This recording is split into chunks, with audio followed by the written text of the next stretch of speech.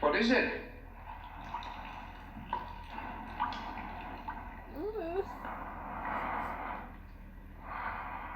I hate it! Oh, no! Ugh.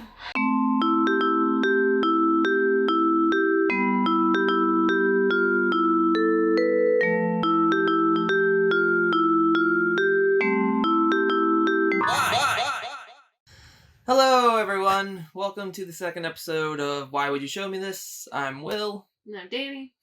And this week we watched Possession, a film by Andrzej Żuławski. Yes, said that right. Starring Isabelle Adjani and Sam Neill from Jurassic Park. And I'd seen this movie one time before. This was actually this disc. It's actually a double feature with Shock by Mario Bava, which is also a great film. But yeah, I saw this once before, and I'd heard a lot about it. Anybody that's seen this film knows that there's lots to talk about. And it was great, and I think I didn't get as much out of it the first time as I did the second time around. Second time I looked at it more as an art film, or the first time thought it was just going to be a regular horror film. But I like it a lot, and I think Isabelle Adjani's performance is amazing, and everyone should watch it. What did you think, Dani? I'm conflicted about it. The things about it that I liked. Let's start with those. Okay. What did you like about the movie? I feel like it was really well shot, for sure. And so you like that kind of like wisping camera style, because it's a lot of like, I feel like it's a lot of handheld, just kind of following them. Same. Like there's a lot of circles and a lot of, it's just kind of in and out, especially in their apartment, just. So I feel like that's done on purpose, because the movie is mostly about them. Yeah. So I think that's the reason that it's done like that, is because that's kind of the tone that they're setting. Yes. That this is all about them. Like it seems like everybody else is ancillary. Yeah. And they're the only ones that like matter in this world, in this movie. Yeah, so much so that there's 2 sets of them. Yes. But we'll get to that in a little bit. Yeah. Okay, so you like the camera work? Yeah, I do. I think the effects are really good in this. Yeah. Like, not to get ahead of ourselves, but we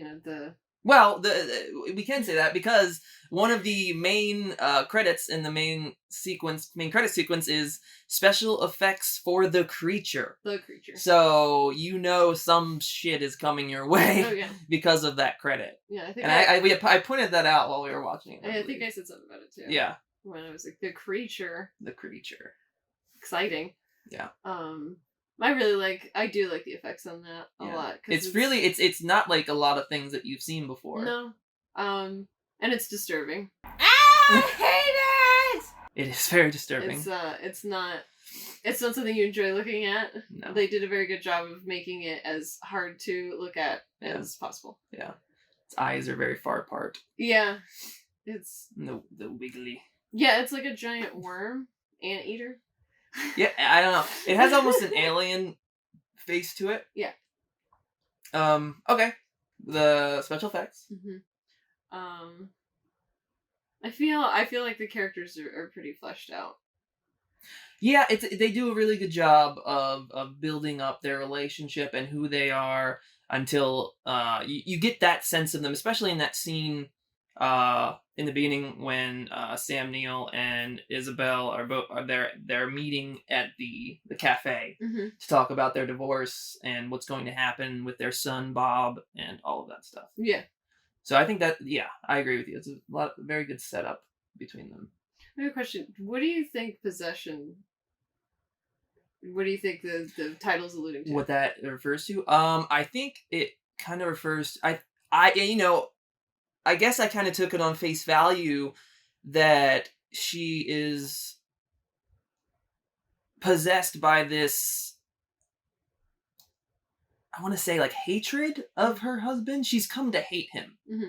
I think she doesn't have any more love for him whatsoever, and that's why she's, cheating on him Mm-hmm. from the beginning. Mm-hmm.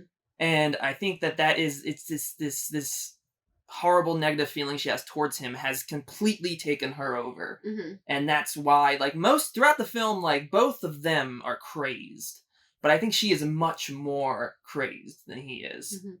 Specifically, they have a whole scene dedicated towards like it's almost funny, just like Antichrist. It's almost like a transformation of her. She's she's going that way during the whole movie, but at that point, it's she's this other person now, or this other thing, whatever you want to call it. Right. That's what I think, for sure. And what do you think about possession? What is the name meant to you? I think you told me this last night. We're recording this day after, because it kind of took it out of us, this movie. We're kind of watching. We need to chill on the relationship movies, because that's 2 in a row. Yeah. But yeah, what did you think about it? I think they possess each other. Oh, okay. I think they want to possess each other. They're looking at each other as like objects more than people. Definitely. Yeah. And I think it actually means both. I think it means both of the terms of possess, like to have it, but also to inhabit it. Yeah. And I feel that that's exactly how they both feel. Yeah. In this, I don't know, maybe him a little bit more than her. I'm not sure, because he really does want to own her. Yeah. But she doesn't want to own him or be owned. No, yeah. She wants to be as far away from him as possible at this point. Yes. Anything else that you liked?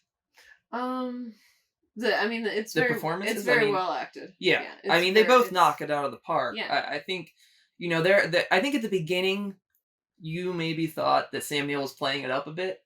A little bit, until I realized in the context of the movie. Yeah, when you get into the movie and you know what it is, you're like, oh no, he's not. This is the movie. Like it's supposed to be. They're supposed to be insanely crazed. Yeah, this is like basically this.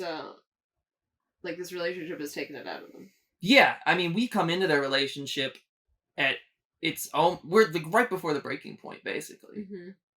Yeah, and there's not even any flashbacks or anything to show us good times. It's just sucks. Sam Neill, his character seems to really want to stay in the relationship. Yes. Excuse me. He wants it to work no matter what. But I don't know why. That probably goes towards the whole you thinking of him possessing her. And it's she's cheating on him. She obviously does not love him, but he still wants her. And is that due to they have a family together? He does seem to care about their child a lot. She tends to leave the child. And he's like, where the fuck did you go? Our kid's here alone. There's one scene where he comes in on the kid alone and he's got jelly all over himself. Yeah. And he's like, where's your mom? Yeah. And she's like, she left. What's interesting is it's also like Antichrist, where the mom just doesn't care. Yeah. Abandons the kid. And that's obviously in Antichrist, that's the catalyst for everything. In this, it's the abandonment and not caring about the kid is part of it, but that's not what it's all about. Yeah. She's completely done with everything. Oh yeah. She's been pushed to that limit. Yeah. She wants to be something else. Yes. Yeah. Okay, anything else that you like before we get into the dislikes? Because I know you got many. No. That's good. All right. Danny's dislikes portion of the podcast. Look at that. We're 9 minutes in, and I think this is gonna take up most of the podcast. I think you'd actually be surprised. Having watched it. Mm-hmm. Now that you've lived with it for a day, do you like it more? Yeah, I do. Okay. Well, what we're going to do, but you had a tough time. Yes, I did. With it. Well, there are some scenes in this that depict domestic abuse, and that's which I I saw this movie a while ago. I forgot. Dani likes to know before that stuff is in film, so that was a mistake on my part. Yeah. So I mean, if you have a hard time with that kind of stuff, like I do, maybe avoid the film. Or if you think you can handle it, I mean, there's not a ton of it, but the scenes in which they do occur are hard to watch. And that's something I'm going to give a credit to this movie for, is it's a very good depiction of what I feel what it would look like. An abusive relationship. Yeah. Not to get too serious, I think a lot of people have experienced abusive relationships, at least at some point in their lives, which is unfortunate. I myself have. So that's why it's hard for me to watch that kind of thing. It's something that through this, I'm hoping to kind of get past, and this definitely helped. Was it hard to watch and get through? Yeah. Did I enjoy it? No, I don't. But I mean, you're not supposed to enjoy those scenes anyway. Yeah, there's not. If you enjoy those scenes, there's something wrong with you. Yeah, exactly. But I do caution people that, if that stuff is hard for you to watch, I understand why you would feel that way. But it's up to you. I'm not saying, hey, go watch this and get over it. It's not at all what I'm saying. I'm saying that if you think you can handle it, it might... Seeing it reflected sometimes, at first, is not enjoyable and jarring. But, like me, I thought about it, lived with it for a day, and it helped, because seeing it reflected and whatnot in a realistic manner helps. But yeah. Yeah, that's the one that really good thing that I really like about this film, is that we both had kind of differing opinions about exactly what is being said about these two characters and their relationship. Mm-hmm. I definitely thought, I mean, there's the one scene he like hits her in the face, and that is obviously domestic violence. But I don't think that was really the main point trying to get across with this story. Also, one thing that I did not tell you that I had read, the director wrote this as he was going through a divorce. Okay. So it seems like it was almost some sort of cathartic thing. Oh, I could believe that. For him to make this movie. I can believe that too. There's so much, it's so visceral. There's just you can feel, if you've ever been in a deteriorating relationship, you understand what they're going through in some way, shape, or form. Mm-hmm. I mean, it's a very good drama about a marriage dying that has monster sex in it. Move over, A Marriage Story. Yeah. Where was your monster sex? Come on, ScarJo. The hell. Punching the wall's not gonna cut it. Why are you fucking that monster? Is he better than me? Alright, which on. Actually, that's something that happens in the movie. At some point, Sam Neill is like, because she's having sex with somebody else named Henrik, which is this very suave man who can never have a shirt that's not opened. It's a V. Always a V. He always needs to be showing off his chest. Which, and here's something I should point out. He's considerably older. He is older than Sam Neill in this. Which He's is much older. Yeah, which is very interesting. And also, I find his character to be annoying. I guess she's just trying to get as far removed from her husband. Most opposite. Yes. Mm-hmm. But Henrik lives with his mother, who is just this little frail old woman. Mm-hmm. And she's introduced in the beginning, but it's one of my favorite lines in the movie. Oh, no. Sam Neill's character, I can't remember his name. What the hell's his name? It doesn't matter.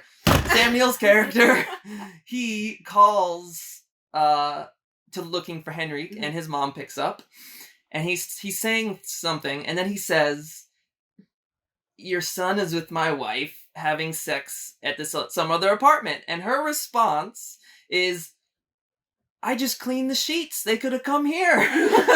That's literally what she says to him. Yeah. Are you worried that he's not there having sex with my wife? They should come here. I've put clean sheets on the bed. They could have dinner.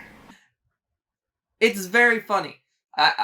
There's parts in this movie which slightly can take you out of it. Yeah. There's certain music cues Yes. which don't seem to fit.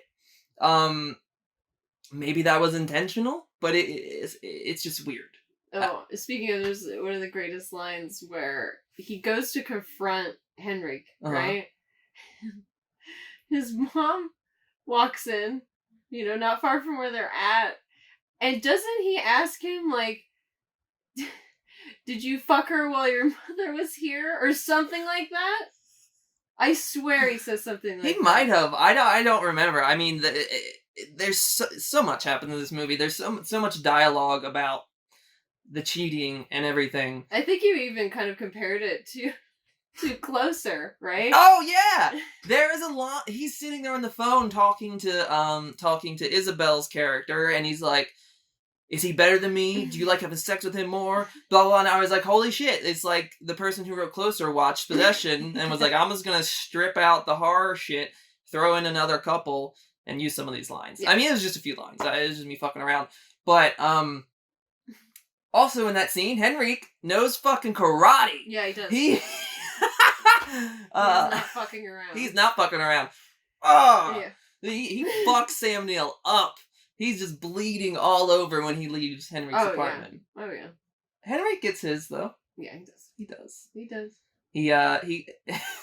He's Okay, not- we were talking about your dislikes of the movie, and it went over. What were the things that you disliked?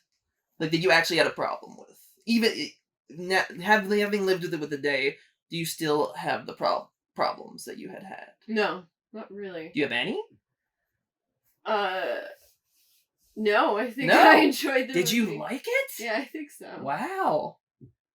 I mean, there are some parts I really didn't like, but I feel like I realized that that's the point of those scenes. They're supposed to. It's a disturbing movie. Yeah, and it's supposed to not. You're not supposed to feel good. the monster sex really is not a great scene. I hate that scene. It's awful, and I don't even know if I really understand what it means. I have my theory Right. on what this is. So, is there this is the end of the movie though. Is there anything in the middle? Is there anything in the middle chunk that we need to talk about? Well, oh no, before we get to the end, we need to talk about the most famous scene from this film. Oh. I can't believe we didn't. Yeah, Isabel, her transformation scene, which we were talking about earlier. Mhm.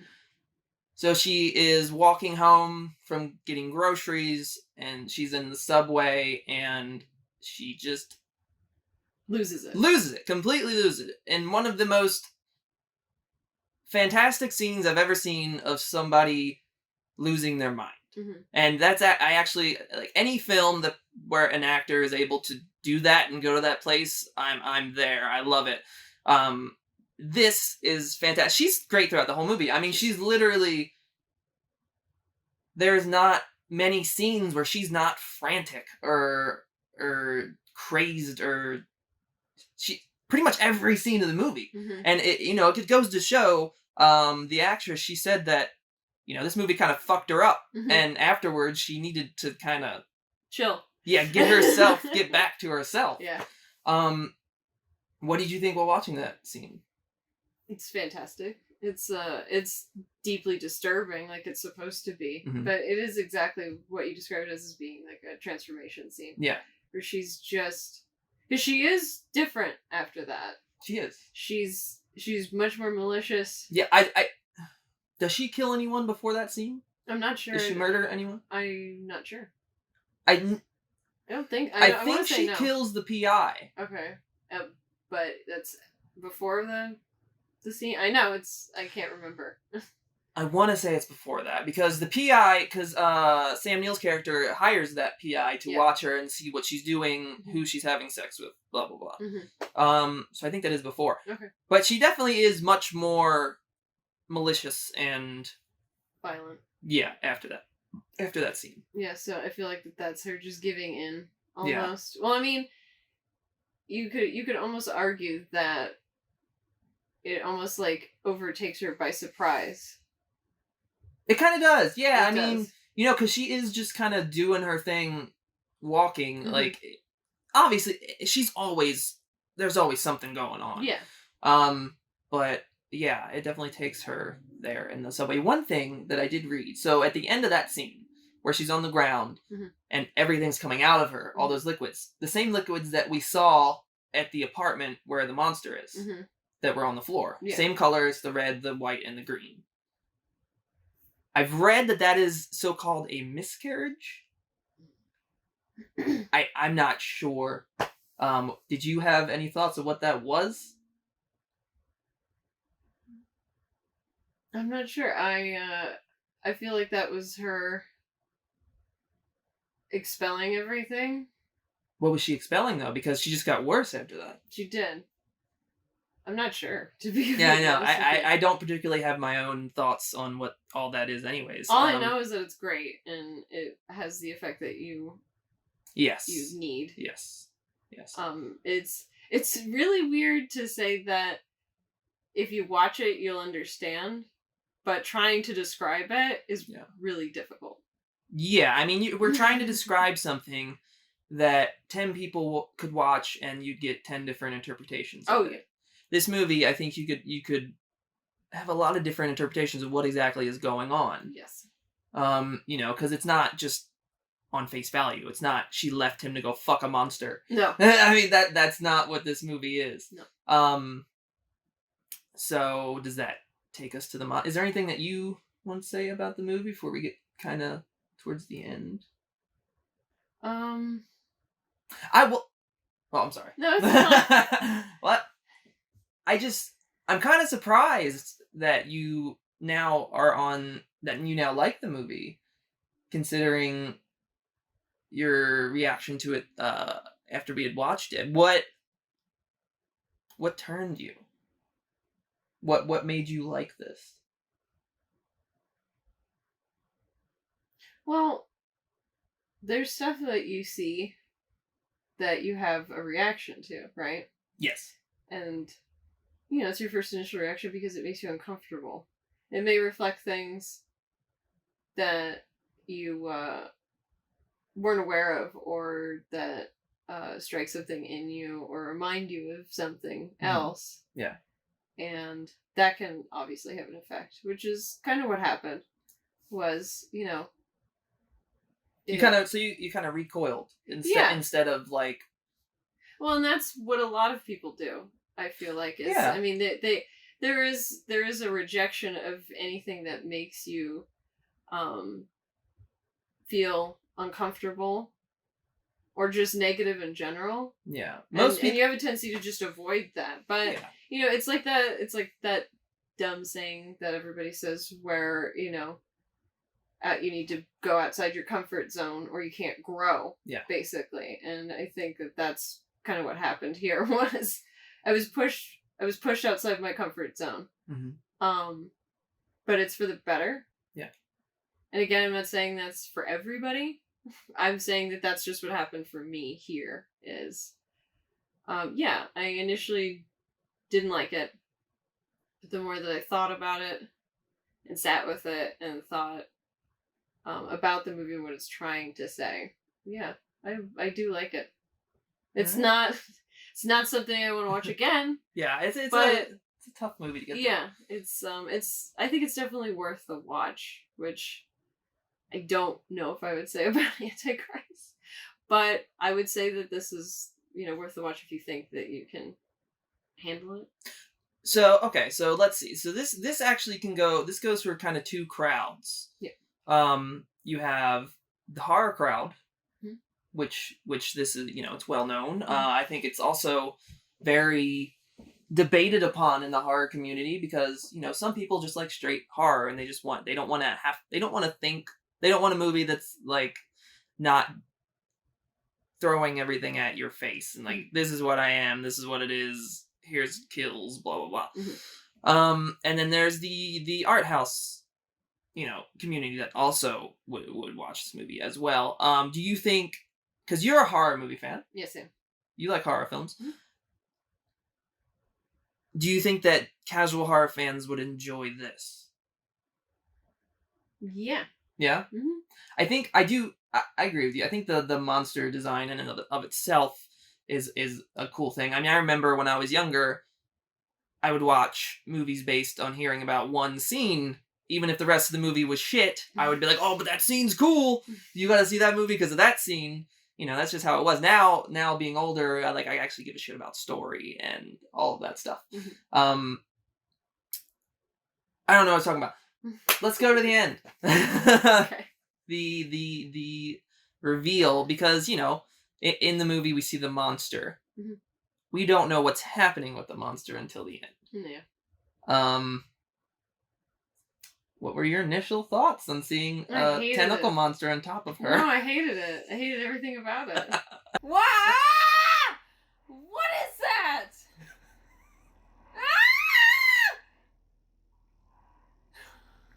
Oh!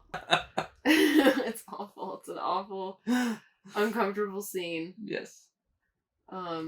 And only made worse by what she keeps repeating. Which we had discussed. That's another thing, just like the title of the movie, that we have differing opinions on, and even I don't even know if I have a concrete opinion on what exactly she's talking about. We come into the scene. Sam Neill comes to the apartment. He comes in the room, and he sees her having sex with a monster. And he's watching. He gets closer, and she then looks at him, and she starts saying "almost" over and over and over again. Mm-hmm. What do you take that? What do you think she meant? I have no idea. You don't have any type of, because you can take, like we were talking about, you can take it on face value. She's almost gonna come. I don't know. I mean, I really doubt that's what that is. That's one interpretation. Yeah, I want to get literal with it. Yeah. But I don't think that. My interpretation is, because also we'll have to go from, so after, shit, we completely forgot about another part. Okay, we gotta rewind to like the middle of the movie. Their son's teacher is a doppelganger. Yes. Of his wife. Yes. Played by the same actress. But she has green eyes. She has green eyes. Also, the monster that we first see has green eyes, and there is a close-up shot on the monster's face to show that its eyes are green. Mm-hmm. And so we get the monster sex. After the monster sex, there is also another doppelganger of Sam Neill's character. Yep. Who also has green eyes. Mm-hmm. So, what I think that her saying "almost" means is that, because I think that these doppelgangers of them, they're these imaginary, perfect versions of each other that they would want. Right. That they don't have. Mm-hmm. Because he absolutely loves the teacher. Yeah, he does. They have sex or not have sex. They lay down naked, but he says he's not trying to have sex with her. Yeah. It's a very interesting scene. I don't know. And then also, she, at the end of the movie, when it's the Sam Neill's doppelganger, she really seems to like him, and he seems back to the almost. So, I think her saying "almost" is that they were almost the couple that they wanted to be. Okay. Maybe, I don't know. That's the one of the things that I think, that they were almost there, but they didn't make it, so they crumbled. Mm-hmm. I don't know. That's kind of what I feel. Right. And you have no type of any theory about. I have no idea what she's talking about. It's probably because you don't care. I think as much as you like the movie, I feel like you could have went without like 5 almost. You could have went with like 2, maybe even 1. She could have said it once and you would have been fine. Yeah, but she keeps saying She just continues to say it as he watches. And then keeps, eye contact and all that. It's really... Yeah, it's like, watch me fuck the monster. It's super uncomfortable. Yeah. Super uncomfortable. But it's supposed to be. No, I know. It's supposed to be. Is there anything that we missed in the film I- that we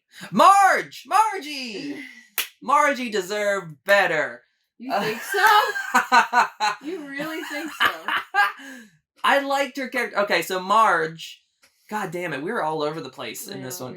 Marge is the main character's, Isabel's, her character's best friend, who the husband, Sam Neill, is also having sex with. I don't know. I'm pretty sure it looks like they're about to have sex in one scene. Oh yeah. She's a cast on the whole movie. She's I feel a leg bad cast for her. Well, here's the weirdest part about her leg cast. You haven't even pointed out the fact that her leg cast is molded and shaped around her wearing a high heel shoe. She was? Yes. It's like some weird. I gotta find like a still of that. It's like, oh my gosh, the Quentin Tarantino film with Shoshana. I'm sorry. Inglourious Bastards? Yes. Remember when the German actress? Uh-huh. And she's got the fake cast on, and it's molded also around her high heels. So maybe that was Quentin doing a little, there you go. I noticed that right away about her leg cast. Was she had a high heel shoe on, and her cast was molded around it, which was kind of insane. This is why I think Margie deserves better. Every time they are fucking up and can't watch Bob, she is there. Yeah. She is there to make sure that their child is all right. And because even when he was by himself and Sam Neill finds him, I'm pretty sure he calls up Margie and she's like, I'll be right over. Yeah, but is that really a good thing? Like should she really be doing that? I don't know. It ends up pretty bad for her because she ends up involved, and you haven't even talked about the part where I think it's right before they have sex where he says that he hates her. That's why she deserves better. She's cheating on. She's not even cheating. She's helping someone cheat, and he's like, I hate you, but she's still doing it. She must love Bob a lot. That must be. I don't know what was wrong with her. I don't know. I liked her character. Need in her. She just popped up. It's like, I'm here. Hey, I'm here to help out with your child and to fuck you. And to let you abuse me. Yeah. Oh, Marge deserved better. # Marge deserved better. Is it Marge or Margie? Marge, same shit. Okay. I'm sure she would go by either way if she was still alive. Okay. Makes sense. Okay, I guess we've come to the rating. Okay. 1 to 10. What do you think? Probably like an 8. Wow. It's a 2-point step up from Antichrist. Yeah, well, I enjoyed this a little more. Would you ever watch this again? No. Never. You wouldn't even give it like a decade. Alright, maybe.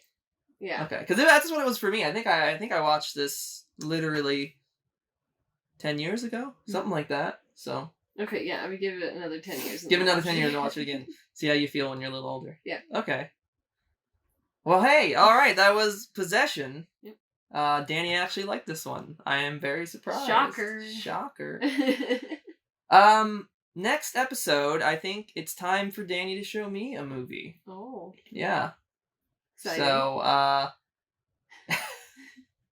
I can't wait. Yep.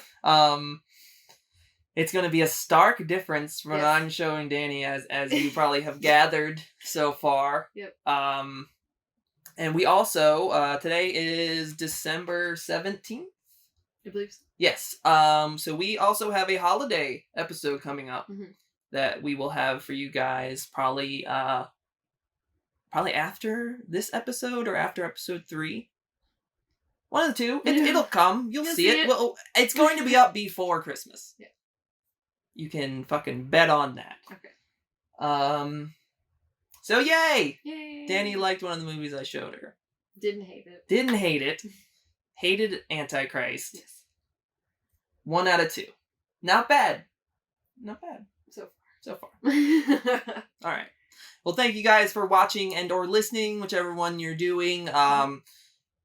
If this is your first time watching the podcast, listening to the podcast, the video version's available on my YouTube channel, youtube.com/Will Krupinski. We have the audio version on both Spotify and Apple Music now.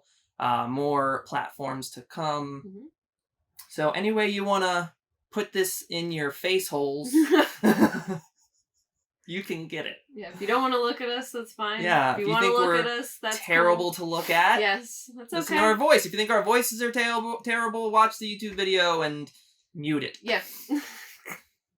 Yeah, that works. Yeah.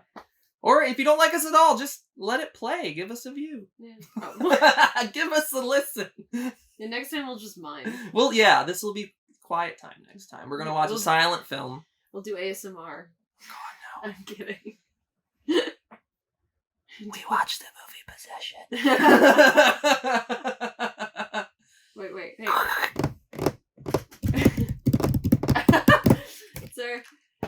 It's our new ASMR episode. No, you gotta do this. Oh, you've watched more ASMR than I have. Yes, I guess I have. Okay, we should probably end this. Okay. Bye. Bye, everybody. Hello. Hello. Hello.